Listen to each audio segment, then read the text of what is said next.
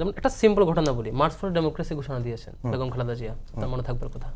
সেদিন অনেককেই পাওয়া যায় না, সাহসী অনেককে, কিন্তু যে ছেলেটা মারা গেছে সে ছেলেটা শিবিরের সাথে ছিল, সেগুলিতে মারা গেছে। সেমভাবে প্রত্যেকটা দফায় দফায় প্রত্যেক জায়গায় সারা দেশব্যাপী কাজ করতে গিয়ে শিবিরের লক্ষাধিক মামলা ছাত্র শিবিরের ঘাড়ে, এখনো হাজার হাজার মামলা এখনো সলভ হয় নাই। আমাদের এখনো 7 জন ভাইকে সে সময়ে শাখা সভাপতি বিভিন্ন সময় গুম অবস্থায় এখনো আমরা পাচ্ছি না, এখন আমরা মিসিং। আমাদের চট্টগ্রামে আমার এখনো স্টিল মনে আছে, আমি চট্টগ্রাম ছিলাম, একজনকে ধরে নিয়ে তুই শিবির করস, ডাইরেক্ট ফায়ার গুলি দিতে বের হয়ে এখান থেকে বের হয়েছে।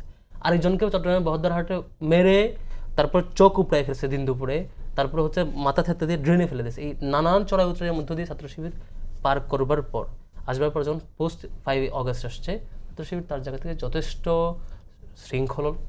সুশৃঙ্খলতার পরিচয় এবং সামগ্রিক শিক্ষার্থীদের নিয়ে যে কাজ করা, সেই কাজগুলোর পরিচয় দিয়ে সেদিক থেকে কেউ প্রেডিকশন করতে পারে। আবার দ্বিতীয় বিরোধিতারও আমাদের সব মতকে সবার ভালো লাগতে হবে, সবার ভালো লাগবে এটা স্বাভাবিকভাবেই ডেমোক্রেটিক এনভায়রনমেন্ট আমি প্রত্যাশা করি না। ডেমোক্রেটিক এনভায়রনমেন্ট আমাদের অনেককে অপছন্দ, অনেকেই কেউ অপছন্দ করবেন, কেউ দ্বিমত করবেন, এটা করতে পারে, তাদের প্রতি আমি রেসপেক্ট করি।